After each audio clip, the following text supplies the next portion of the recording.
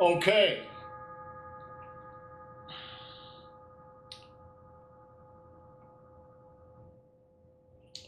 All right, move number 3. All right, watch.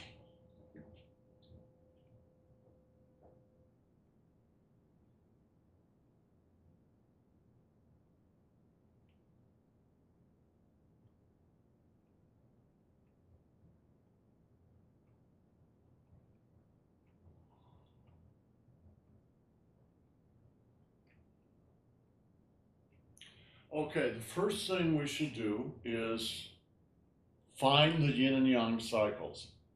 The places where you're winding up, yin, and the places where you're hitting, yang. All right, so let's do that, and then I want to talk about the neigong.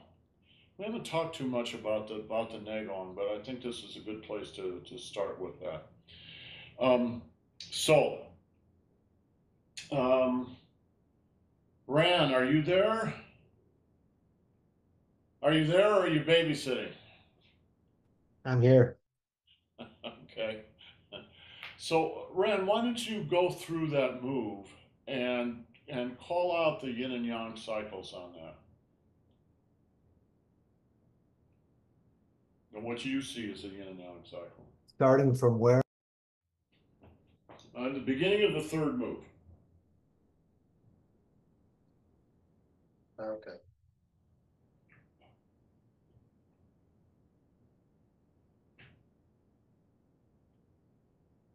Yin, yang. Yin, yang. Yin, yang. Yin, yang. Yin, yang. Okay, that's how I would count them too. All right. You've got a series of winding up and a series of hitting, and in between, you have various transitions. Usually, in this case, in this move, rather small transitions, all right? But just kind of where you're going from one thing to another. So we'll go over these again so they're really clear. Um, but once you've got these established in your mind, you will know a couple things about this form. If you're doing it relatively slowly, you're going to know something about the internal rhythm of this movement. Because this movement is actually made up of 5 other movements, 5 yin and yang cycles. The real movements in Tai Chi are actually the yin and yang cycles. Right? But we bundle them together in various quantities, kind of just traditionally, just because if we did the yin and yang cycles, Kevin, how many yin and yang cycles in this form? 180, 200. 180 to 200 yin and yang cycles. And this is the little form, right? Although it's the beginning in the big form. It's to count the yin and yang cycles is too much. Nobody can hold it in their mind, not even an expert, right? Or want to hold it in their mind like that. So they come bundled in more or less, it's like chapters, all right? It's like chapters. Each move, we count this form as having 24 moves. That's like saying this book has 24 chapters. And each chapter has a series of paragraphs in it, all right? So this chapter is chapter 3, and it's going to have 5 paragraphs in it.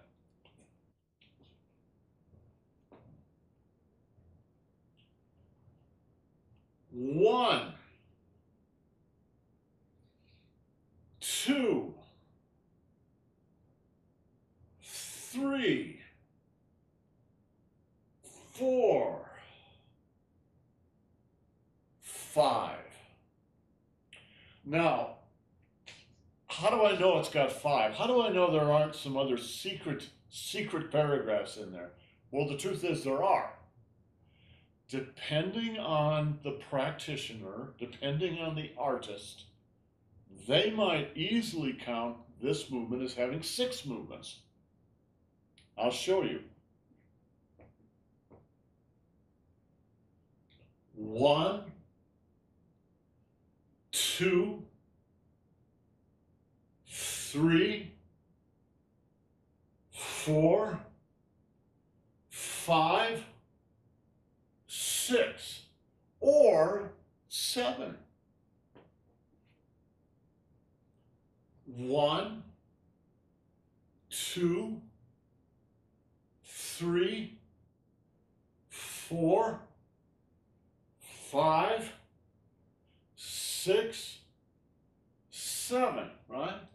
So it could have 5 moves, 5 yin and yang cycles, might have 6, might have 7. It doesn't really matter which one you choose to do. What matters is that you're informed, that you do it consciously. Right? That you're not just, well, I don't really know what's going on. I'm just sort of making these motions that are kind of vaguely like what my teacher was doing. That's not Tai Chi. Tai Chi is you have to understand what you're actually doing and make informed choices. It's the same,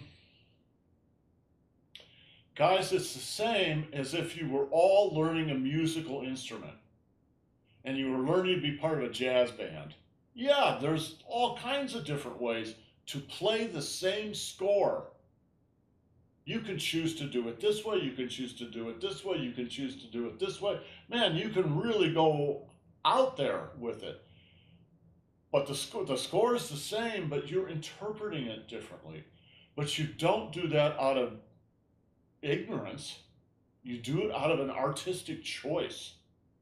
So it's not that one or the other is right or wrong. It's just that you need to know what you're doing. And you're doing it on purpose. Okay, let's go ahead and stick with 5. That's kind of the simplest version of this movement. Now I want to talk a little bit then about the NEIGONG. The NEIGONG is how you actually accomplish it. Each one of these yin and yang cycles has a XINYI, and each XINYI has a NEIGONG. So the XINYI is your target, what you're trying to accomplish. All right? And the movement, how can I say? The movement is not the XINYI.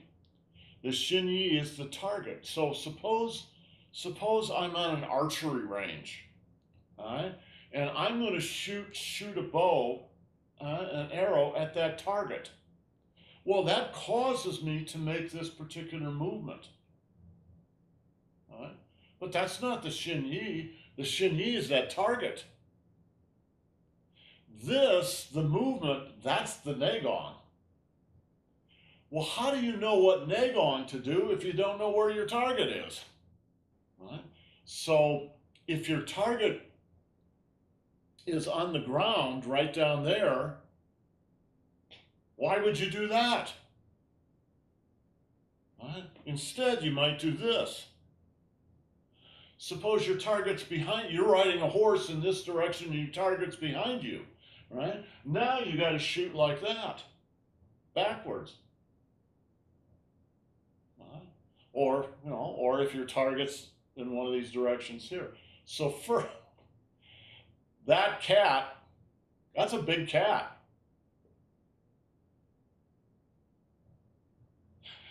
Oh, that cat. Okay, so for each of the yin and yang cycles, you need to understand what the target is, what the XINYI is, and then you need to understand how to power it. All right? You can't understand how to power it if you don't know where you're going. So that's what your target is. So watch. And I was thinking about this during the break.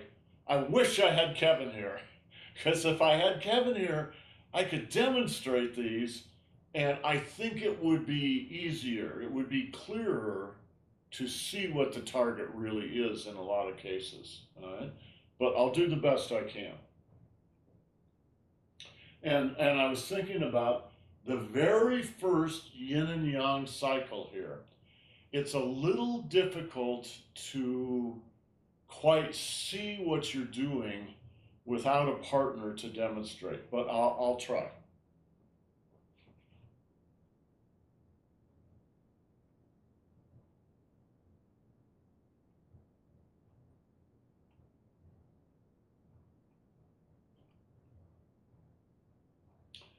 Okay. Let me call out where the target is when I hit the target.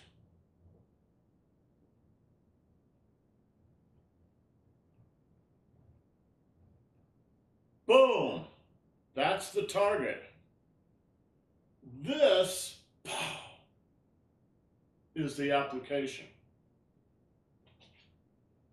So I wish I could get Annie in here, but she's not going to come anymore. I beat her up so much she's not going to do it. So what are you doing? I'll try to demonstrate with this. This is somebody's arm. The blue area is their elbow, and the white area in the blue is the point of their elbow, right? So the point of the elbow here. All right, and this is all very idealized because in real life it doesn't happen this way when you spar. But we've sort of taken it as a kind of idealized version of this. So the first thing you're doing, some guy is attacking. He was coming at you, and maybe he's trying to do a reverse strike, or maybe he's just coming in to push you, or whatever. And so his arm is coming in. So his arm is the first thing that you're going to end up contacting. And it's relatively interesting to use somebody's arms because their arms are big levers. So if you can control their lever, you can control them. And the root of their lever, whether they know it or not, is their dantian, their center of gravity. Right? They probably don't know it because they haven't trained Tai Chi. Right? But so, okay, here comes the guy's arm in here. I have to grab it somehow. All right? Oh, all right, here comes his arm. Grab it. Why not grab it back here? Because you can't go anywhere now. All right? So in fact, you see his arm come in, you move toward him, so that you can then move backward again. Okay, so that's why that's grabbing the target. That's doing something with it. All right? Boom. So this is the yin part, this is the yang part. Both of them require a certain neigong. And neigong is both your physical body mechanics and especially your internal energy dynamics. All right? Now we're getting into the real core of Tai Chi. So let's say you've got I wish Kevin was up here, all right? But one of these days he's going to come up here. We've been talking about it a little bit, and maybe we'll take some time and do some videos that I can play then from. So here comes the guy's arm in, and boom, you reached out and grabbed it. So how have you grabbed it? You've grabbed his arm right above his fist. So I'm grabbing his wrist, and then this hand is going to come up on his upper arm right above his elbow. The absolute ideal, you can't always do it, all right? But the absolute ideal is to turn his arm so that his elbow is now up. And you're pressing into the upper part of his arm, not the elbow, because you'll break his arm if you do that. but instead here, and then watch down here.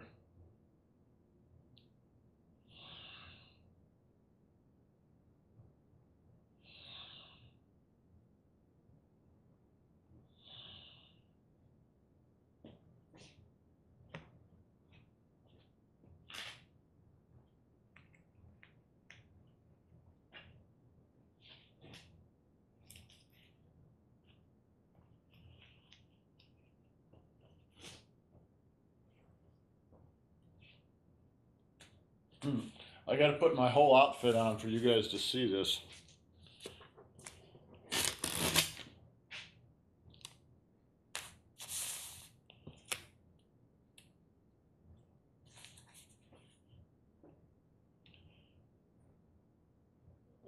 This is what they mean by NEIGONG. They mean control of your inner body, your inner core body, not your arms. It's not this. It's this. All right?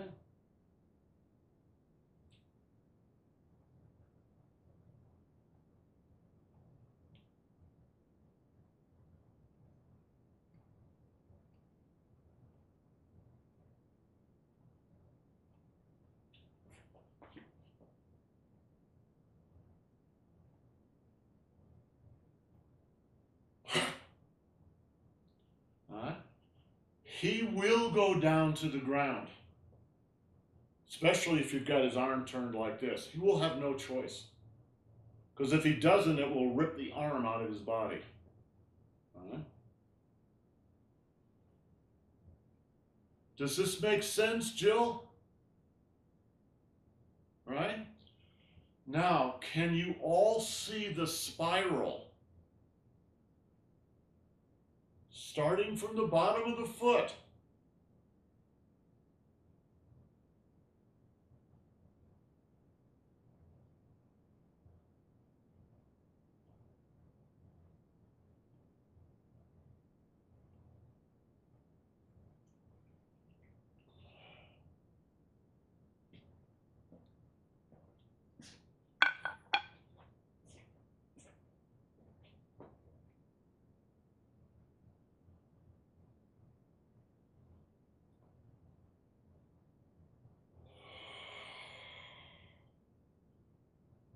I've got his wrist. I'm above his elbow. Now, when you do this, one of the mistakes that people make when they first start practicing this is they lose their Shuling Ding Jin, right? Because most of the focus on this is on dropping the guy down.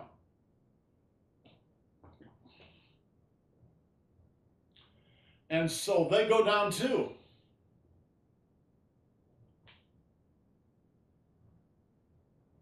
If you do that, it won't work, or it won't work very well, right? There's a very simple reason why. When something goes down, something has to come up. For every action, there must be an equal and opposite reaction. It's just physics, right? So when you do this, there has to be an equally strong flow upward inside you. So what's going down? Jill, what's going down? What's going down into this guy? Jill. Chi? Yes. Your chi. Your chi's heavy. It's water. It's heavy. You know, we've had in the past week, we in this country have had a real lesson in that with Hurricane Helene. It's just water, guys. Take a little cup of water. Is anybody scared of a little cup of water? But it has absolutely devastated the Southeast.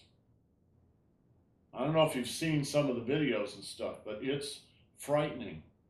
And my guess is by the time they're done, they're going to count up at least 500 bodies. All right? So the water goes down. It's heavy. It goes down. What is it that comes up? Kevin? Spirit.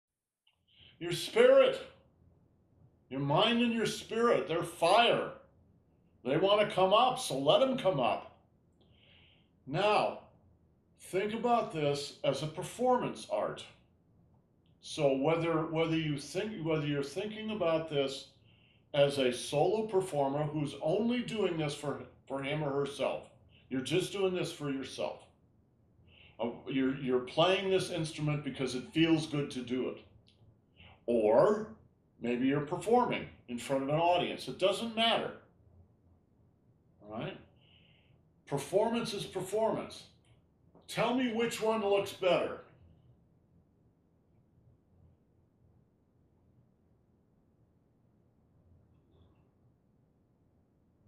Does this look better or does this look better? And it feels better. It feels better, guys, when you do it. Why? Ran, why does it feel better? Because that's how your body wants to move. Well, that's right. Essentially, Like, no, yes. seriously, because otherwise you're disforming yourself in some way. Like you're Yes, making yourself. Ran, you're absolutely right. That is exactly right. When you deform yourself, it feels bad, but the truth is we all deform ourselves all the time. All right? Society, culture does not really care about you or your body. It just wants you to get your work done and get out of here, right? So you have to take care of yourself. And the great way to do it in Qigong and Tai Chi is follow your own feelings. When you do this movement and there's the water goes down and the fire comes up, what is happening inside? It's stretching. It's stretching you inside. All right, everybody do this. Imagine you've got a bungee cord, right? A short bungee cord, maybe the width of your shoulders. All right? Now, turn it sideways. Stretch it. Feel the inside. Stretch, release. Stretch, release. Stretch, release. Stretch, release. Stretch, release. Stretch, release. Stretch, release. Stretch, release. Stretch, release. All right? That's the NEIGONG. By the way, I have to go back and read it again to memorize the Chinese. But Kevin sent me a really interesting article about Jingdang Dao Dui, about Buddhist warrior pounds the mortar. And that what they were actually talking about with that is a foot mortar. And you've probably seen it. It's a big pole with a mortar on the end, and it's got a fulcrum here, and you stand on the other end and you use your foot to run it because it's big, right? So it's not about clump like that. It's about this.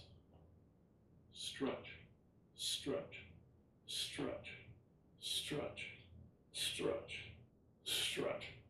So what you're doing inside is stretching, releasing, stretching, releasing, stretching, releasing. That's what makes you feel good. That's what's so good for you too.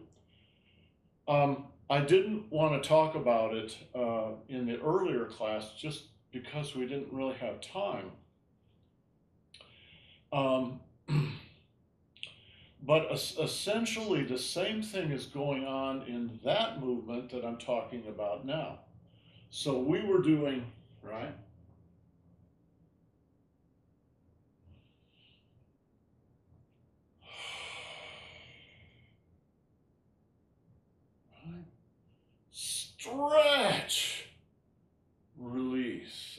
stretch. Well, what do you mean stretch? I can see the stretch here, but where's the stretch here?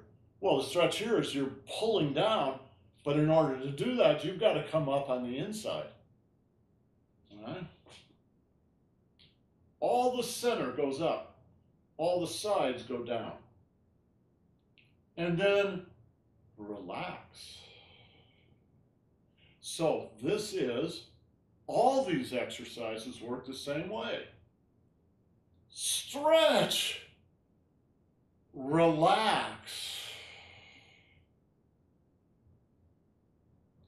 Stretch, relax.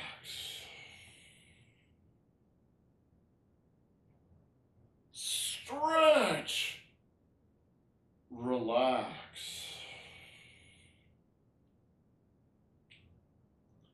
Stretch, relax.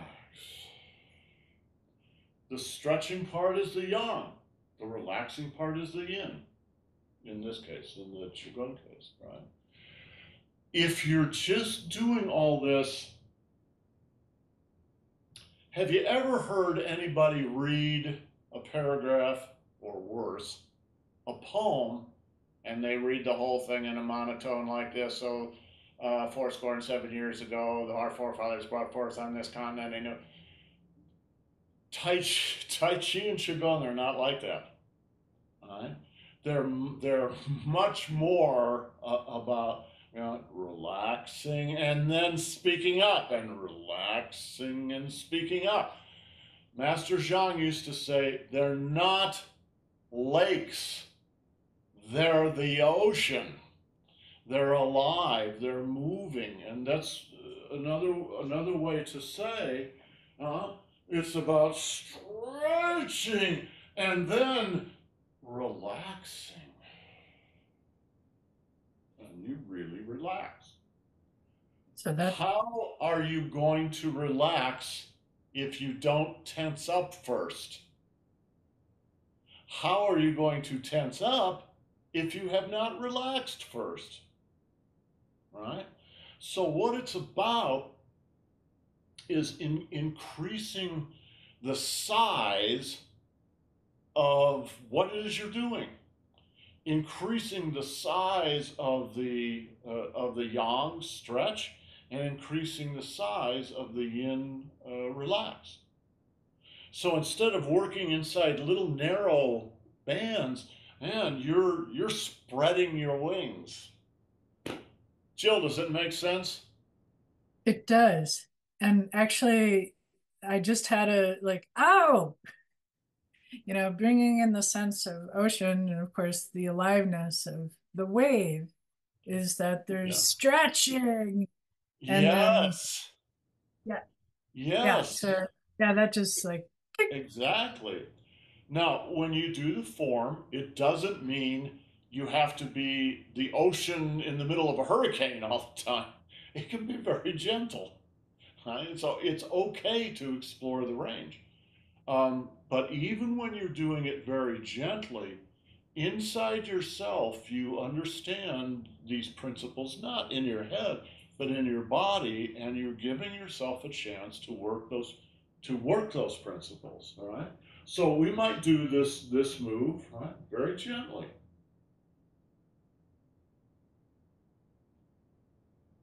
That's fine. That's a great way to do it. That's the classic way to do it. You could do it like this. Those are the same thing.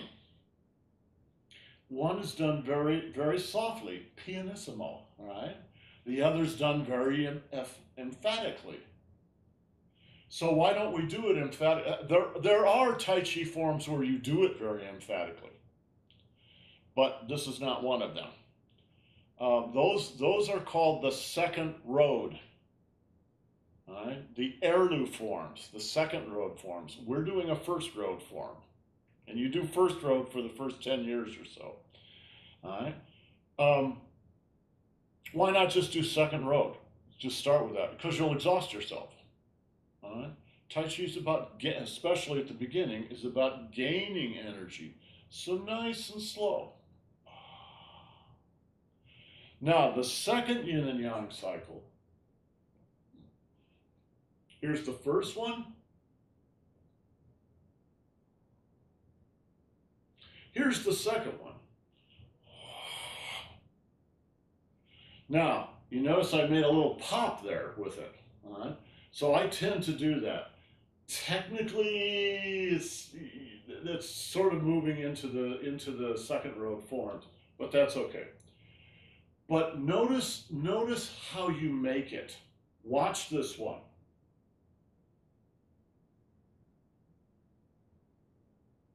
All right? That's the end of the first yin and yang cycle. Now, to begin to do the yin part of the second yin and yang cycle, you have to sink more and then pop. All right? So 1, 2. It should be really easy to see. This is winding up in order to hit.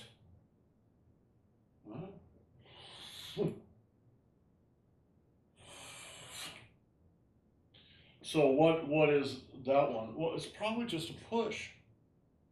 It can be kind of a strike and a push. Let me turn and do it toward the camera.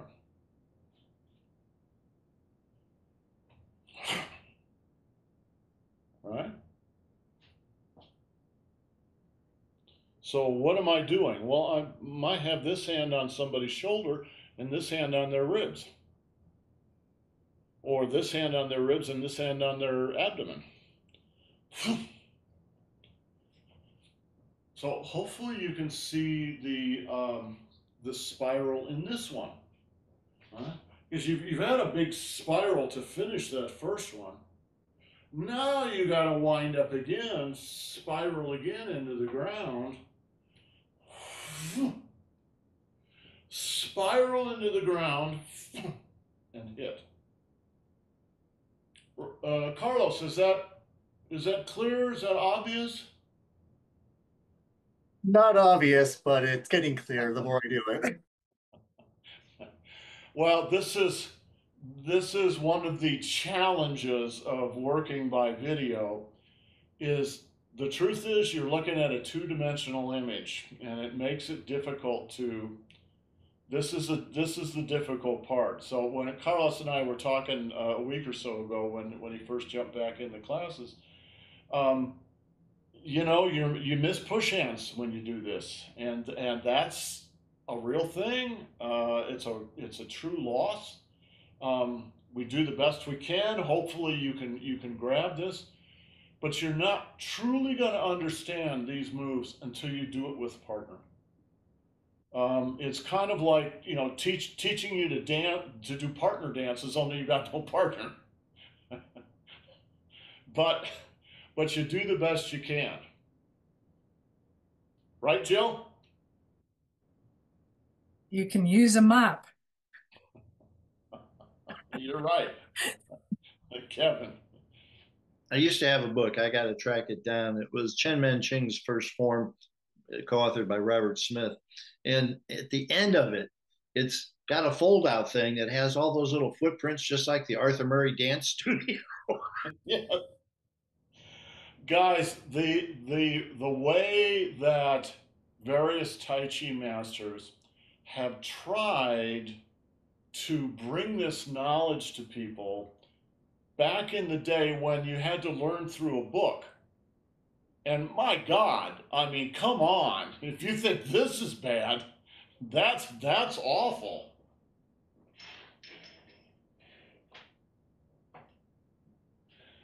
Kevin asked me if I had a copy of this, right? Well, this is a book that Master Feng was involved with, Chen style Tai Chi, right? So you're supposed to learn it by looking at these pictures and reading the descriptions. I mean, that's impossible. That's almost impossible. That doesn't make the book worthless. I think it's very worthwhile. But my God, I mean, talk about video compared to this is a light year ahead. It may not be as good as one-on-one situations, but it's a lot better than what we used to have. And also think about this, guys. The number of people who are really qualified to teach this is worldwide is probably less than 1,000, right? And including China. Well, you think, well, 1,000 people, that's a lot. Well, yeah, but spread out among 10 billion people, it's not very much, right? So you sort of, here's a precept I think that will stand you in good stead. Grab whatever you can from whoever you're working with. Don't go, oh, I wish it all could be perfect, because it never is. You just grab what is in front of you to grab. And if you really want to get this, whether it's Qigong or Tai Chi, figure on working on it for the next 40 or 50 years. Grandmaster Feng used to say, and I don't think he was kidding or just using a figure of speech. He used to say, if you really want this, it's going to take you 99 lifetimes. What he meant was, all right, hands up. How many of you work on this or could work on this 8 hours a day, every day? Yeah, well, me neither. We've got a million other things we've got to do. So to work on this, you have to take the long view and you just work on it steady. You know, do what you can this week, do what you can next week, do what you can working with this master, do what you can working with that master. Just gradually learn. It's the only way to do it. People that get impatient end up bouncing off the difficulties and they just stop. They do it for 2 months or 2 years and then they go away and that's it. And that's okay. I mean, they got something. But if you want more than something, if you really want to get what is inherent in these practices, then you got to take the long view. You got to be very patient. All right, that's it for today. We got through the first 2 yin and yang cycles of the third move. Slow and steady wins the race.